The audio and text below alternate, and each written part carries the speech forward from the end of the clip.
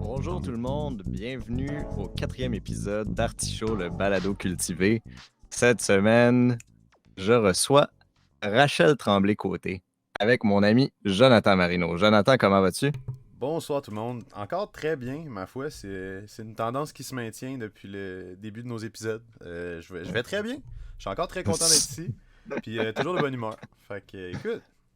Ben, on est content que tu sois là. Et comme je le disais, on reçoit cette semaine une artiste qui fait de l'art, euh, mon Dieu, de tellement de manières, je ne sais même pas par où commencer. Elle fait de l'art visuel, elle fait de l'art performatif, elle fait de l'art collectif, elle fait de l'art. J'ai nommé Rachel Tremblay-Côté. Comment vas-tu, Rachel? Bonjour à vous deux, ça va super bien. Quelle entrée en matière, ma foi, Laurier. C'est pas faux, n'est-ce pas? Ben oui, c'est sûr, oui. C'est une super façon de le décrire. Alors, pour ceux qui n'auraient pas encore eu le plaisir de découvrir les diverses facettes de ta pratique, si tu nous faisais un petit tour d'horizon de ce que tu fais comme art, par où commencerais-tu et par où terminerais-tu? Fais tout le tour, vas-y. Oh, là, OK. Donc, faire le tour de ma pratique. Oui. Ben oui, comme tu l'as dit, je fais des arts visuels. Le plus souvent en collectif, c'est comme ça que je me sens me réaliser le plus. Après, dans ma pratique collective, j'ai un collectif avec Satin et Tonnet Perlant, avec lequel on fait des performances. Et puis, c'est des performances qu'on fait costumées. C'est très multidisciplinaire. Ça veut dire que euh, on navigue entre les arts visuels, le cinéma, le théâtre d'objets expérimental. Et ben, pour nos derniers projets, on a fait des marionnettes. Donc, on va vraiment toucher à presque toutes les formes d'art. On intègre la vidéo, on intègre le son, etc. Et moi, dans ma pratique plus personnelle, je vais travailler plus avec les objets, soit sous la forme d'objets ou la forme d'installation. J'aime bien travailler autour du corps, de la nature, puis je travaille dans une manière à désacraliser, si on veut, le corps, désacraliser aussi, démocratiser plutôt euh, les pratiques artistiques. Euh, Puis, dans toutes ses formes, dans le fond, j'utilise beaucoup l'artisanat. Puis, je rejette un peu les matériaux qui sont plus nobles, comme par exemple le plâtre, l'art, etc. Euh, je vais travailler plus avec des formes de techniques, plus d'artisanat qu'on appelle souvent le bricolage. Là. Mhm. Question pour, c'est ça, dans le fond, amener un peu plus d'ouverture, si on veut, à l'art. Je dirais que c'est comme un grosso modo là, de ce que je fais. Super, ben oui. Pour partir du début, quand est-ce que tu as commencé ton histoire d'amour avec l'art? Est-ce que tu te souviens d'à quel moment dans ta vie tu as senti cet appel-là? Oh là là, OK. Ben, dans le fond, ouais, c'est une bonne question, ça. Moi, depuis que je suis jeune, en fait, j'ai toujours été intéressée à beaucoup de formes d'art. J'ai fait de la Mhm. danse, du théâtre. J'ai fait... en fait, je dessinais tout le temps à la maison. Puis, j'ai fait au secondaire, j'étais en concentration musique avec toi, d'ailleurs, Laurier. Jean-François Arpleduc. Oui, c'est là qu'on s'est rencontrés. Oui. Et puis dans le fond, à un moment donné, dans mon cours au secondaire, j'ai eu vraiment le sentiment que j'avais besoin de travailler les arts plastiques. Donc Mhm. j'ai laissé tomber euh, mon programme en concentration musique. Et puis pour avoir un cours d'option en arts plastiques. Et je te dirais Mhm. qu'à ce moment-là, là, c'est là que mon amour des arts a vraiment commencé. Ça s'est cimenté autour de ça. Ouais, ça n'a jamais arrêté. J'ai fait mon cégep en arts plastiques, puis ensuite mon bac en arts visuels. Puis là, ça, mon amour était infini. Voilà. Et donc, après, justement, c'est après ton bac que tu as commencé à travailler dans des collectifs, n'est-ce pas? Ou même durant ton bac? Ouais, durant mon bac, la dernière année, on a créé un collectif avec des gens avec lesquels j'étais au bac.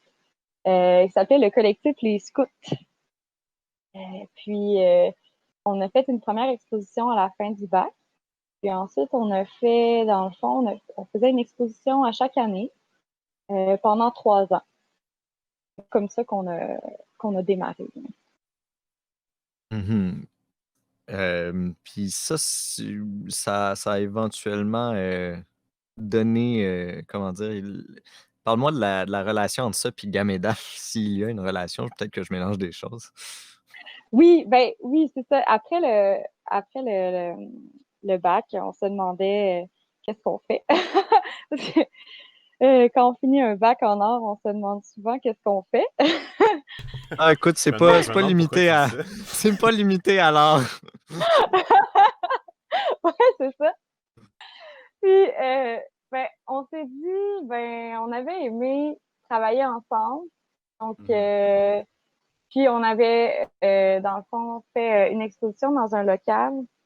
Puis suite à ça, on s'est dit, OK, ben, on va créer un projet ensemble avec les gens du collectif. Mhm. Puis finalement, c'est pas tous les membres du collectif qui ont embarqué dans le projet, mais on était 6 personnes à fonder un organisme à but non lucratif dans Hochelaga Maisonneuve qui s'appelle Gameda. Puis c'est un organisme qui diffuse les arts visuels, puis qui aussi favorise la production en atelier, dans le fond. Oui, et, vraiment, pour avoir suivi un peu dans les derniers mois les différents artistes qu'il y a là-bas, il y a vraiment plein de gens talentueux qui travaillent. Donc, vraiment une belle mission, je dois dire. Mais ça, est-ce que vous faites plus de l'art de rue ou c'est vraiment dans un local? Gameda, c'est vraiment dans un local. Dans le fond, on a une vitrine qui donne sur la rue, puis à l'avant, il y a une galerie qui exploite vraiment l'idée là, du White Cube. Euh, Le, Excuse-moi, t'as du dit, white, ouais, l'idée white du. cube? Comme un cube? ouais, Ouais? C'est quoi ça? dans le fond, c'est ça. Le White Cube, dans le fond, c'est comme l'idée de la galerie traditionnelle avec les murs blancs, Mhm. Ah, ok, plancher, ok. Je comprends l'allusion. uni. Ouais, ben c'est dans le fond, tu sais, maintenant, on a beaucoup de lieux différents pour exposer. Puis le Wild Cube, c'est une idée ben, en fait, qui permet, quand on commence, à vraiment voir ses œuvres dans un milieu qui est un petit peu plus, qui est pas empreint d'exemple, si dans une usine, mais t'as toujours la référence. Le Mhm. Wild Cube, ça permet de développer un peu mieux sa pratique et de bien l'exposer, dans le fond. Ça permet de décontextualiser un peu. Ouais, Ou en tout exact. cas, ouais. Non, je vois, je comprends. Et Puis, il y avait. Ouais, vas-y, continue, excuse-moi. non, non, vas-y. Non, non, non, vas-y, c'est toi l'invité. Parle, parle. Ben, c'est ça. Fait que, dans le fond, c'est ça. Fait que nous, à Gamedaf, là, ce qu'on cherche à faire, c'est à créer un espace pour des artistes professionnels, mais aussi des artistes émergents, pour avoir une première expérience d'exposition. Euh, donc c'est vraiment, c'est pas de l'art de rue, c'est vraiment un art qui est exposé sur Ah, des murs en cool. galerie. Est-ce que c'est seulement Mhm. de l'art, tu sais, par exemple des tableaux, des trucs que tu vas accrocher, de l'art visuel purement? Vous avez d'autres formes de performance que vous pouvez faire là-bas aussi? Ben, il y a la possibilité de faire de la performance. Il y a la possibilité de faire aussi des installations. Dans le fond, c'est un espace qui est assez libre. Puis, Et on n'a pas, c'est ça, on n'a pas vraiment d'espace pour faire de l'art de rue. Euh, mais c'est vraiment libre. Ce qu'on fait souvent, c'est qu'on invite les artistes à venir venir faire du travail, dans le fond, dans la galerie, à venir explorer. Les artistes font du travail créatif à même la galerie, qu'on appelle un peu une résidence, dans le fond, d'artistes. Puis, à la fin de leur résidence, il y a une exposition, dans le fond. OK. Wow. Ah ouais, fait que c'est un peu ça ressemble un peu à un principe de woofing dans le fond, tu viens aider la galerie, tu travailles un peu là-dedans puis en échange ben, tu peux un peu exposer tes œuvres ou c'est vraiment si c'est ça que j'ai compris là. Dans le fond, le projet de Gameda, c'est un projet que, dans le fond, nous, c'est vraiment un organisme, donc il y a des administrateurs qui travaillent sur une base bénévole. Puis les administrateurs peuvent être soit faire partie de la galerie, dans le fond, ils peuvent l'habiter, donc ils sont exemple des artistes locataires, ou ils peuvent aussi être des gens extérieurs qui ont envie de s'investir, dans le fond. Okay. Puis l'espace nous, ce qu'on fait, c'est qu'on fait des appels de dossiers à chaque année. Et on invite des artistes à venir exposer. Donc, ça marche sur une base dans le fond, de candidature.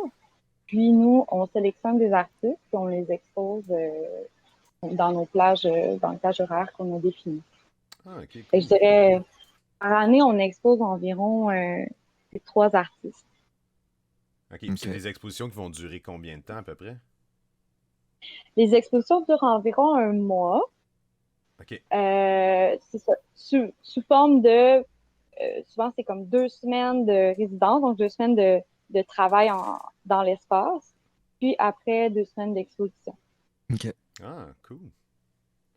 Ceci dit, je trouve ça très intéressant parce que ton parcours a comme naturellement évolué à ce que tu sois de plus en plus sollicité dans l'administration, j'ai l'impression, de ces projets-là, ce qui est vraiment très cool. Mais par contre, avant de complètement partir dans cette direction-là, j'aimerais ça quand même qu'on parle un peu plus de toi, ta propre pratique. Oui.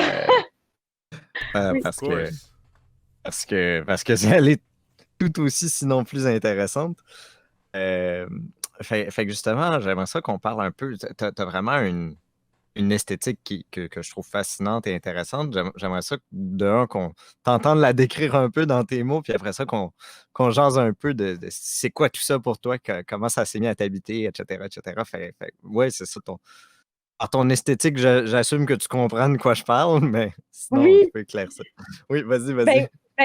En fait, est-ce que tu parles plus du projet avec Satan est un éperlan ou parce que en ce moment, je travaille beaucoup avec Satan est un éperlan, puis c'est dur pour moi, on dirait, de dissocier les deux. Mm-hmm. C'est clairement un projet à toi aussi, même si c'est pas juste à toi. Oui. Mais vas-y. Écoute, c'est sûr que je vois certains intérêts communs entre ce que tu m'as envoyé qui est à toi individuellement et Satan est un éperlan, mais parle-en comme t'as envie. Hein. OK. Je vais me lancer avec Satan est un éperlan. Je me tente pas d'entendre ce nom-là, honnêtement. Plus on le répète, plus c'est le fun à entendre. Vraiment. Continue. C'est drôle parce que là, tu parles du nom, puis dans le fond, Satan est un éperlan, c'est une erreur. Parce qu'au début, en fait, on a fait un premier projet, puis le nom de notre projet, comment on voulait l'appeler déjà? C'était Satan a mis au monde un éperlan. Puis là, sur la fiche, quand on a transmis le nom à la personne responsable de la fiche, elle a mis Satan est un éperlan. Wow, ok, fait que c'est accidentel, en plus. Oui! C'est comme un... Mais c'est génial comme erreur, finalement. C'est tellement... la providence. C'est ça, c'est comme... Nice, alright. Ouais, oui. Puis finalement, on s'est dit, OK, on aime ce nom-là. Puis un peu, le premier projet qu'on a fait ensemble, le collectif, fait qu'on s'est dit, on va s'appeler Satan est un éperlan. Mais ouais, pour parler de l'esthétique de notre collectif, on a une esthétique qui, c'est des matériaux qui sont, comme j'ai dit tout à l'heure, vraiment issus de l'artisanat. Ça donne un côté un peu, un côté un peu enfantin, ludique. Puis en même temps, peut aussi donner un côté un peu punk, là, si on veut. Mhm, mhm. Par le fait que c'est éclaté, tu sais. Oui, Vous êtes d'accord? je suis d'accord. Définitivement.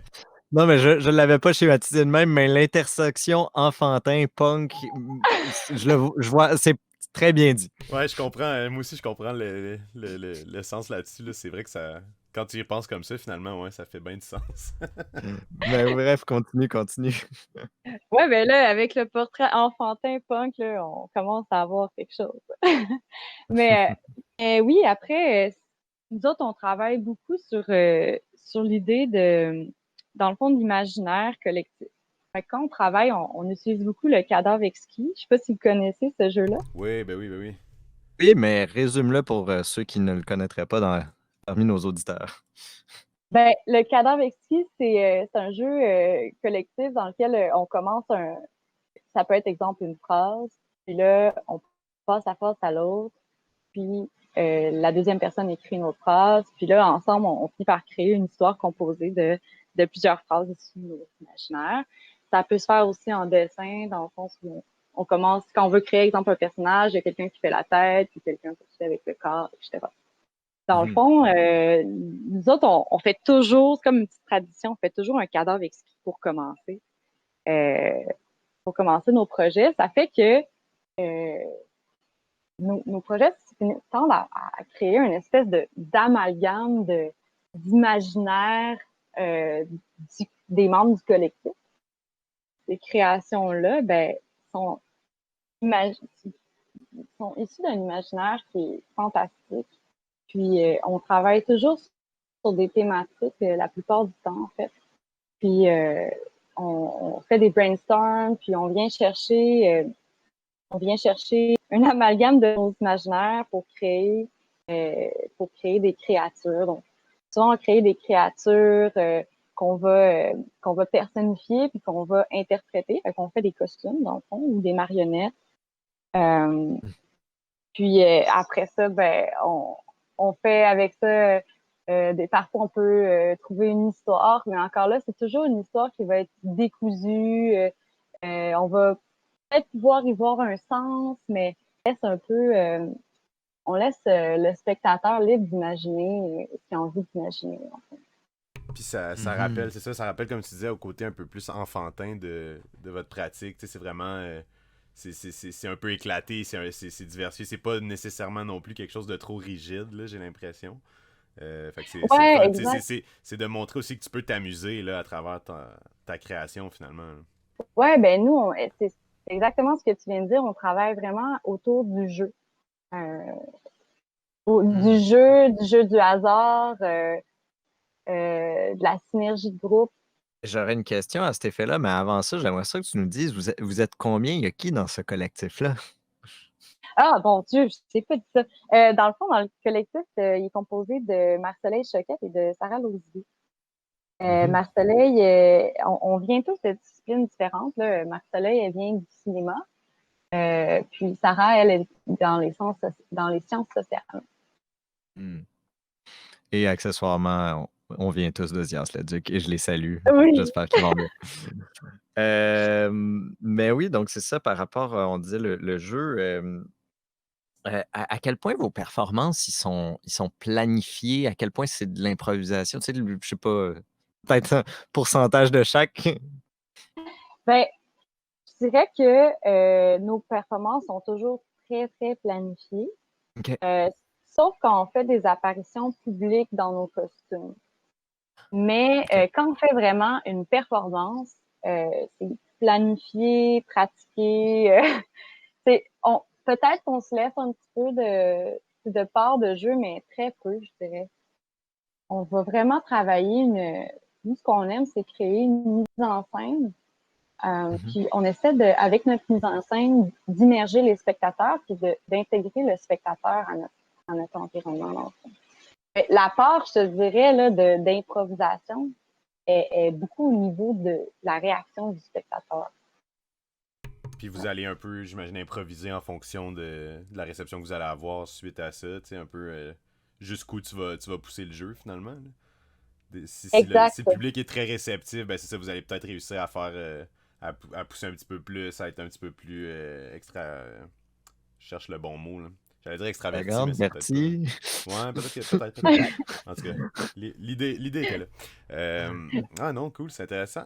J'étais un peu, moi, curieux, par contre. Je sais pas si on en a parlé. Je pense qu'on en a pas parlé beaucoup, mais c'était quoi qui t'a mené vers ce type d'art-là plus qu'un autre?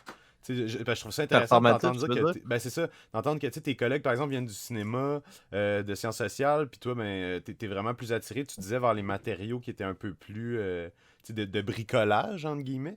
Puis je voulais Ouais. savoir, c'est pourquoi ce médium-là plus qu'un autre? C'est pourquoi pas de la sculpture, pourquoi pas de la peinture? C'est quoi qui t'a vraiment intéressé dans ce médium-là en particulier? C'est une bonne question. Je te dirais, au, au début, quand j'ai commencé, c'est plus mes études. Tu sais, on m'apprenait la peinture, la sculpture. J'ai, j'ai travaillé avec ces médiums-là, puis à un moment donné, je sais pas qu'est-ce qui s'est passé dans ma tête, mais j'avais comme un refus de faire de la peinture. Mhm. Puis là, puis là j'avais des cours de peinture, mais ça me tentait pas. Puis je me suis mis à tricoter dans mes cours de peinture. En me disant, Ben écoute, c'est c'est une bonne. Je veux dire, si le but était de te faire développer ta pratique, ça a fonctionné quand même. Juste pas avec le ouais, médium qu'on pensait, mais quand même. ben pour vrai, je pense que c'est à partir de ce moment-là que j'ai commencé à m'éclater. Comme Ouais. si j'avais besoin de. Je pense à cette époque-là de ma vie, j'avais besoin de refuser quelque chose, là, mais là, j'étais Mhm. dans le mode de j'ai pas envie de faire la peinture, mais je dois faire de la peinture. Là, je me disais, bon, je vais commencer par faire ce que j'ai envie de faire. Donc, je faisais du tricot dans mes cours. Là, je me disais, je vais trouver une façon de faire de la peinture avec mon tricot. Puis, finalement, j'ai, j'ai trempé mon tricot dans de la peinture. J'ai fait des impressions avec ça. Mhm. Puis après ça, j'ai monté mon tricot. C'était un long tricot, un peu comme un foulard, là, si on veut. OK. Je l'ai monté sur un faux cadre, donc un cadre en bois. Mon tricot est devenu une toile. Euh, Puis en même temps, il est devenu une impression. Donc j'ai trouvé des façons d'utiliser le tricot pour créer de la peinture. Je dirais qu'à partir de ce moment-là, j'ai trippé à trouver des différents matériaux pour exprimer, on dirait, ce que j'avais exprimé. J'ai eu vraiment beaucoup de plaisir aussi à chercher des matériaux recyclés, puis à créer des assemblages avec ces matériaux-là, parce que en réalité, c'est ce que je faisais quand j'étais enfant. Tu sais. Je me Mhm. rappelle, chez ma mère, là, tu sais, je démontais des radios, puis là, je créais des affaires. Je travaillais avec toutes sortes de matériaux recyclés qui traînaient à la maison. Donc, j'ai senti que ça m'interpellait. C'était fondamental chez toi. Ouais, ouais. C'est intéressant aussi, parce on en parlait un petit peu en préparation à ce soir, puis tu parlais notamment de cette idée-là d'utiliser des matériaux issus de l'artisanat considéré traditionnellement féminin Mhm. euh, pour essayer de redorer. J'aimerais ça t'entendre un petit peu plus là-dessus spécifiquement, si tu as quelque chose à ajouter.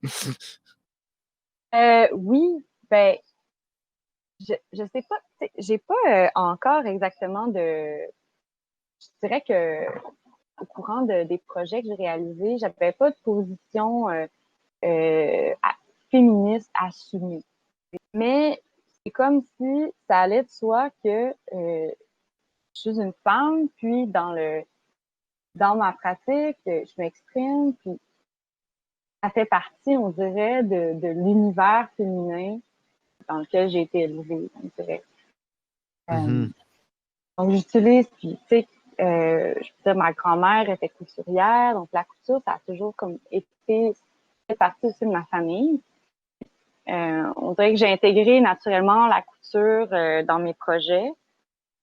Puis ensuite, la poterie aussi, c'est un art qui m'interpellait naturellement, que j'ai incorporé aussi. C'est sûr que pour ma pratique, je tends à essayer de démocratiser à la fois l'art, mais les matériaux. Puis, pour moi, d'utiliser de l'artisanat, ben, c'est une façon de faire ça. C'est une façon de briser les écarts entre les différentes disciplines. Tu sais. Souvent, quand on parle de céramique, on va parler de poterie. Euh, mais en fait, la céramique, ça a tellement plus de potentiel. En fait, ça a le potentiel de faire de la poterie, mais ça a aussi le potentiel de créer d'autres formes. C'est vraiment dans l'idée de prendre des matériaux qui existent et d'aller plus loin, dans le fond, avec, avec ça. Ouais, puis tu vas juxtaposer, dans le fond, différents types de médiums pour finalement créer quelque chose de, de, de, de, de- d'unique qui va utiliser comme plein de pratiques différentes. C'est cool. C'est vraiment. C'est comme tu crées un peu ta manière de créer à travers ça, finalement. C'est comme de la double Ouais, création. ouais, Et tout ouais, ça en ça, créant un contexte dans lequel elle peut travailler avec Gamedaf. Donc, Exact. elle en a Mais triple. là, moi, je trouve que j'aimerais ça adresser l'éléphant dans la pièce, là, s'il vous plaît. Euh, Ouais. Comment on passe de faire du tricot dans ses cours de peinture à faire des maquettes géantes déperlant? J'aimerais ça que tu nous décrives un peu le processus de réflexion derrière ton projet. Parce que, tu sais, moi, Laurier, je vais vous le dire comme ça, là, je vous avance ça comme ça. Laurier, quand il m'a envoyé un peu tes œuvres, et tout, il dit ah, regarde, j'aimerais ça la recevoir pour le podcast, voici un peu ce qu'il a fait. Puis, tu sais, je m'attendais à. Ben, je sais pas à quoi je m'attendais, mais pas à ça. Puis, j'ai été vraiment agréablement surpris. Je trouve ça super intéressant, puis vraiment original comme concept. Mais j'aimerais ça savoir, tu sais, parce que là, on connaît un peu l'origine du nom. C'est quoi qui a un peu façonné votre imaginaire là, autour des poissons, puis des maquettes, puis tout ça? Tu sais, comment vous avez comme concrétisé tout ça? C'est comme. C'est super intéressant, mais c'est quelque chose d'assez assez éclectique, j'ai l'impression. Mhm. Oui. Comment on a façonné notre imaginaire? Ben, nous, à la base, on a travaillé sur des thèmes qui étaient imposés parce qu'on était invité à faire des performances dans un événement musical qui s'appelait, en fait, chaque événement musical avait une thématique précise. Le premier, c'était le temple de l'eau. Le deuxième, le temple du feu. Et le troisième, le temple de l'amour. Donc, c'est sûr que nous, on a travaillé, on a juste fait les projets donc autour de ces événements-là, ce qui nous a amené à intégrer donc dans nos performances premièrement le temple de l'eau, là, on intégrait plus un univers qui était aquatique. Après le temple du feu, on est allé plus avec en fait, on s'est laissé aller avec une histoire de chaman, puis des espèces de personnages mythiques qui faisaient du travail acharné. Euh, Puis le Temple de l'amour, on a créé les grandes marionnettes donc euh, non genrées, un peu euh, sexualisées. Mhm. Comment notre imaginaire, c'est vraiment construit, je dirais, pour l'instant, au travers ces événements-là auxquels on a été invités. Mais là, on prévoit faire un projet qui est plus issu, en fond, de nous. C'est pas, qui tourne pas autour d'un thème imposé. Puis, là, on veut retourner à nos origines là, de poisson. Mais on s'est Nice. ouais, on s'est dit, OK, nous autres, on est des créatures marines. C'est vraiment, je sais pas, là, il y a quelque chose qui nous attire avec l'univers aquatique. Peut-être que c'est le côté fluide. Tu sais, en fait, la performance, il y a toujours l'idée du mouvement. Puis je pense que pas, le mouvement de l'eau, il y a quelque chose qui apaise, tu sais, en fait, qui peut être exploité vraiment de différentes façons.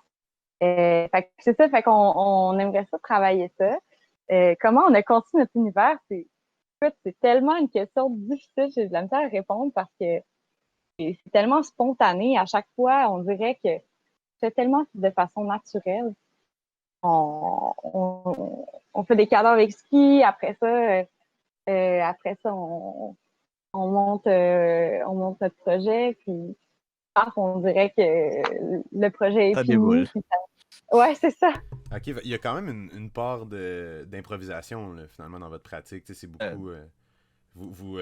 C'est comme un peu une session commune. Vous échangez des idées. Le cadavre exquis, dans le fond, c'est ça. C'est une excellente. Pas d'improvisation, mais Ben ouais, peut-être pas de improvisation. brainstorming. Ouais, peut-être plus ça.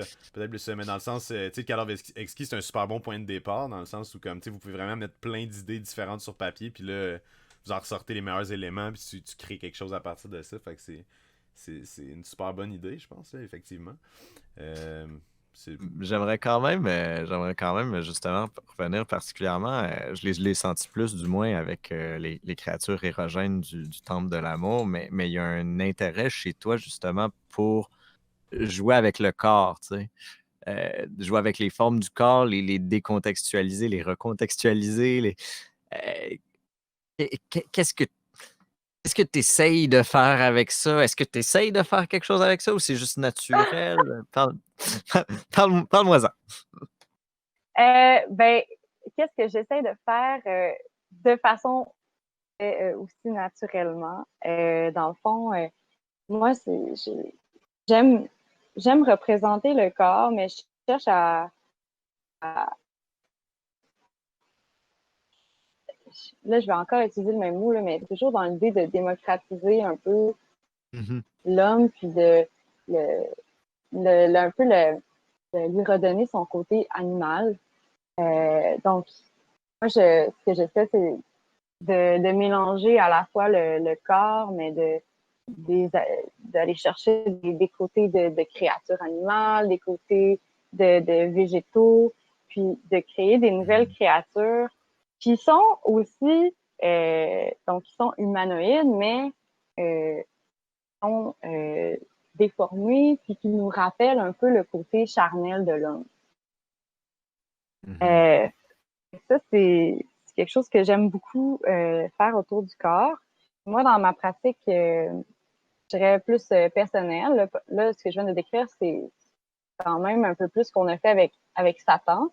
Mais dans ma pratique personnelle, ce que j'aime, c'est de présenter, donc je présente le corps un peu sous forme d'objet, de façon, puis je vais souvent utiliser les organes sexuels, juste pour, dans le fond, désacraliser un peu la sexualité, notre, dans le fond, notre façon de percevoir le corps, puis de l'observer en tant qu'objet, mais aussi en tant que d'une réalité domestique, si je peux dire. Mhm. Je trouve ça très intéressant parce que tu abordes pas ce que tu fais nécessairement tout à l'heure, en parlant de féminisme, tu as utilisé le mot assumer, mais tu n'abordes pas vraiment. T'es pas là en train de nous dire comme il faut démocratiser, faut donner accès à tout le monde, faut ci, faut ça, voici mes valeurs politiques. Mais il y a quand même vraiment beaucoup de matière, il y a beaucoup de matière politique ou sociale dans ce que tu fais, autant que ce soit pour la démocratisation des matériaux, valoriser voyons, j'ai un blanc, excusez-moi. Les pratiques artisanales traditionnellement féminines, on va le dire comme ça. Que ce soit pour utiliser des matériaux qui ne sont pas riches, qui ne sont pas réservés à dispendieux et à une vision traditionnelle de l'art très haute et qui devient un symbole de hiérarchie. T'sais. Donc, je trouve ça intéressant de voir comment, je ne vais pas toutes les énumérer, mais comment, sous tellement de facettes, il y a un sous-texte politique, mais qui est pas. Tu ne me sembles pas te présenter comme étant le point de ton art, juste quelque chose qui se produit naturellement? Oui, ben, je suis pas quelqu'un Une qui grosse aime. phrase, je m'excuse. Non, je comprends l'idée. Euh, Puis dans le fond, que, je te dirais que j'ai pas vraiment un discours politique assumé, là, c'est vrai, c'est petit Laurier. Ce que je cherche, c'est vraiment en plus présenter une vision du monde. Mhm. Après, chacun est libre d'en faire sa lecture. Tu sais, souvent, j'aime ça aborder des thèmes avec humour ou juste de présenter avec humour le corps, en l'associant peut-être avec des objets qu'on n'aurait pas pensé, mais ça peut avoir des fois peut avoir un discours peut-être dégradant pour le corps ou hyper sexualisant. Ce que je veux, c'est pas dire voici ce que je pense de telle chose. Ce que je cherche à dire, c'est je fais des associations libres dans ma tête, puis comment ça se fait que ça s'est présenté comme ça librement dans ma tête. Ben, Mhm. c'est naturel. Il y a peut-être un discours en arrière de ça, mais c'est pas mon but, c'est pas nécessairement de partir un débat. Mon but, c'est juste de présenter une vision du monde, de voir est-ce que cette vision-là du monde touche, puis est-ce que si oui, ça part un débat dans ta tête, puis ben c'est tant mieux, tu sais. Peut-être que ça va te toucher, te sensibiliser, peut-être que ça va juste t'habiter, Mhm. mais je cherche pas à partir un débat, en fait. Mais tu sais, justement, tu dis que tu voulais démocratiser un peu le corps, mais ce serait pas aussi un autre bon terme, peut-être, ce serait le décomplexifier d'une certaine manière.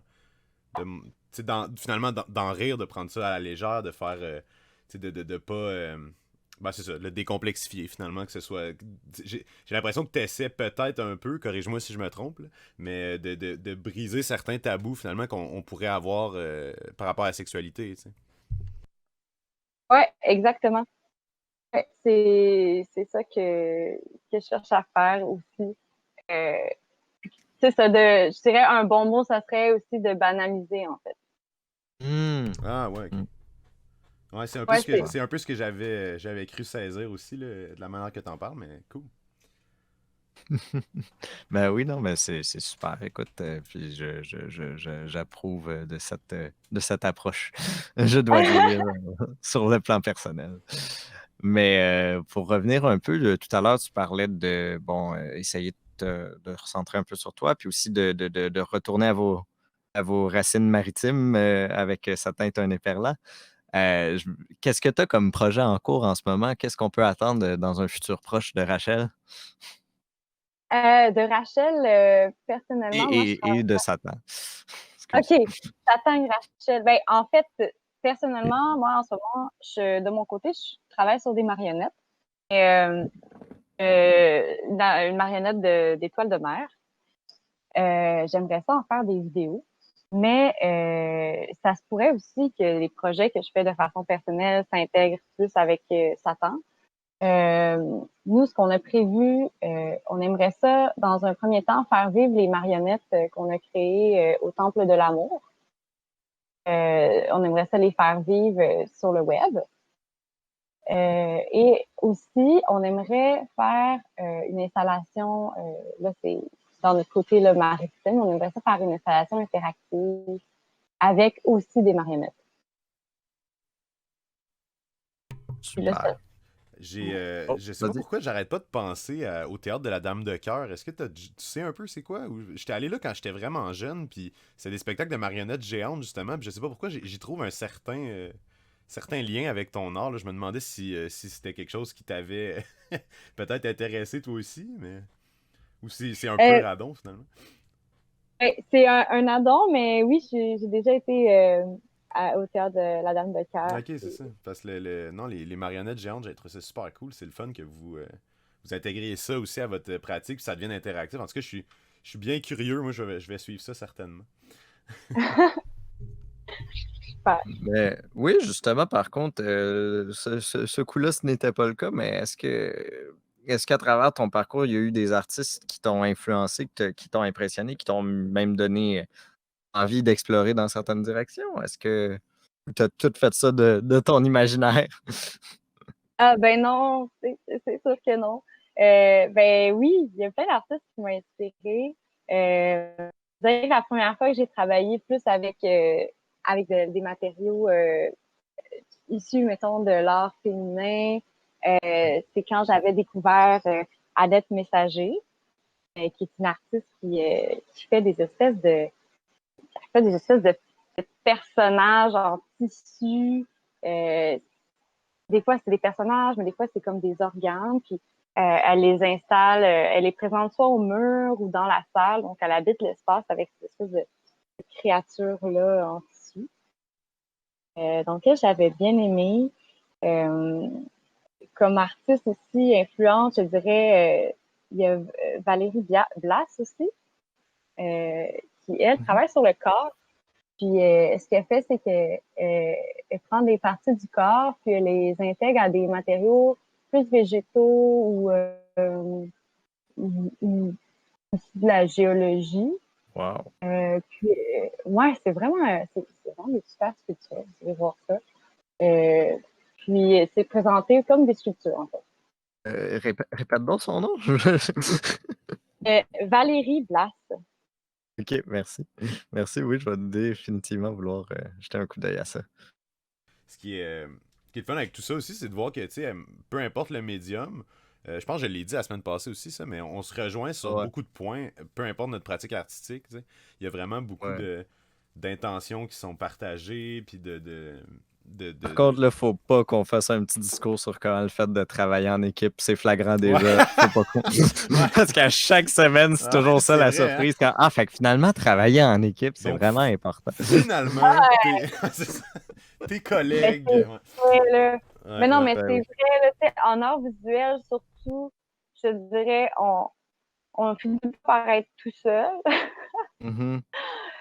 Ouais. Puis, c'est c'est à un moment donné, je sais pas, il y a des artistes qui travaillent super bien seuls, mais c'est pour ça que les collectifs d'artistes en art existent, là. C'est juste que sinon, ça devient épuisant de faire tout soi-même, là. Ben oui. Et puis en plus, ben, c'est encore plus le fun de partager des idées, my God. Ben oui, c'est sûr, puis ça donne tellement de couleurs à tous les projets, finalement, là, c'est... Qu'est-ce que je te promets que je tombe pas là-dedans, Laurie, là, je fais plus de Ouais, ben commentaires là-dessus. là, je On suis un change de peu. sujet, là. Pour revenir un peu plus à Gamedaf, je sais que, évidemment, ben, en fait, pour donner un peu de contexte, je sais pas si le monde sont au courant, mais il y a une pandémie en ce moment. Je sais pas si... Hein? c'est sûr que. Ouais, tu checkeras ça. Ben, en tout cas, il y a une Pas ça. rumeur, là.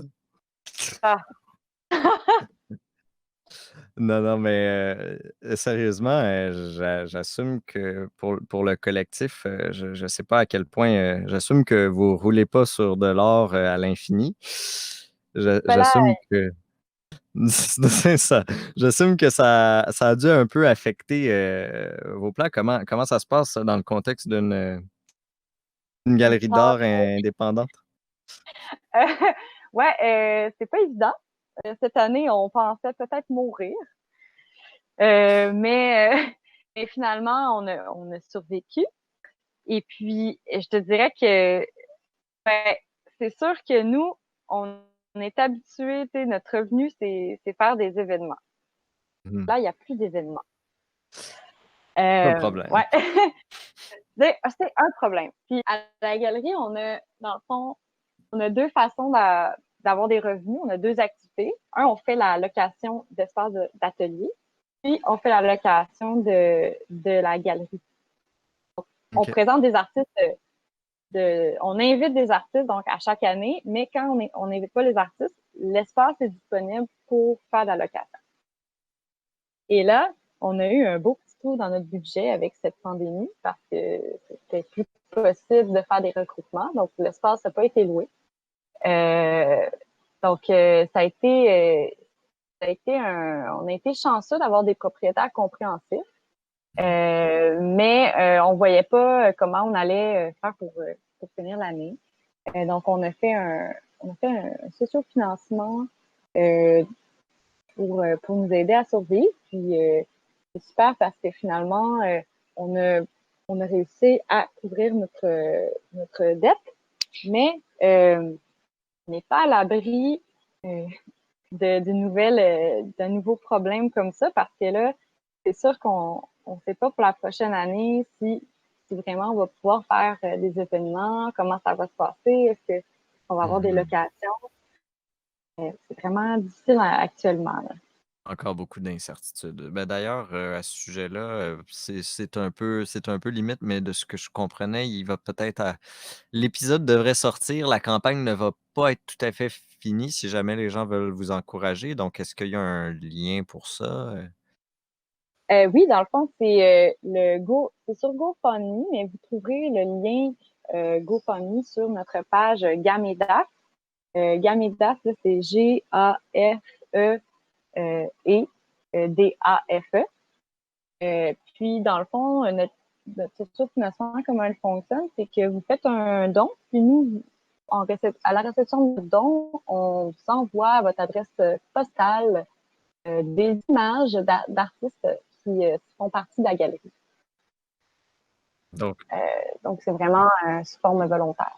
ben, non seulement, donc, tu es en train de me dire que c'est même pas un don juste pour un don, on reçoit de vos magnifiques œuvres. Oui, exactement, Laurier. Eh bien, c'est c'est encore plus intéressant que je le croyais. Ne m'en dites pas plus, j'achète. Non, mais pour avoir, je fais des blagues parce que j'ai bien évidemment vu passer tout ça et je dois dire qu'il y a du travail qui a été fait, des œuvres des images qui sont envoyées qui sont vraiment intéressantes, magnifiques. Et j'encourage vraiment tous nos éditeurs, nos nombreux et infinis auditeurs à aller jeter un coup d'œil là-dessus. Ça vaut vraiment la peine. Là, vous en avez sincèrement pour votre argent. Yes. Ceci dit, il y a quelque chose d'autre que je voulais aborder un petit peu. Donc, on y a déjà touché un petit peu, mais ce que j'aimais particulièrement, ben, non, excuse, mauvaise formulation. Un des nombreux éléments que j'aimais particulièrement chez toi, c'est que donc, avec ton implication avec Gamedaf, mais aussi, on n'en a pas encore parlé, mais EME, c'est quoi déjà les acronymes? Excuse-moi. C'est aimé. C'est aimé pour entretien ménager écologique. Voilà. Et tu as vraiment un côté entrepreneurial, si je peux dire. J'espère que Oui, ça ne t'offense pas, au contraire. je ne suis Mais, point. génial. Et donc, c'est ça, de un, je trouve ça intéressant parce qu'évidemment, quand on pense artiste, on ne pense pas souvent entrepreneur, à moins qu'on parle d'Andy Warhol. Donc, déjà là, c'est intéressant.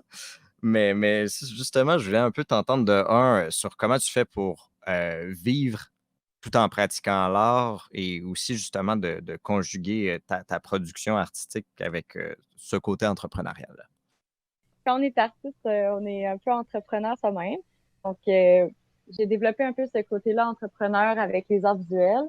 Puis, je te dirais que euh, après, j'ai eu envie de faire des projets. Ben, avec Gamedaf, déjà là, c'est un projet qu'on a fait en groupe, mais qui était de notre cru. J'ai développé encore plus le Mhm. côté un peu plus gestion, travail d'équipe, mais, euh, mais aussi une forme un peu, si tu veux, d'entrepreneuriat. Puis, aimer, ben, c'était un projet spontané, dans le sens où c'est moi et mon copain, on avait envie de créer notre propre emploi idéal. C'était ça l'idée, c'était créer notre emploi idéal, puis aussi de permettre à des gens de bénéficier d'un emploi avec un salaire adéquat. Donc, on s'est dit, faisons cela, créons notre entreprise, voilà, lançons-nous dans un projet de... Et puis c'est ça. Donc, Aimer, c'est une entreprise d'entretien ménager écologique à domicile.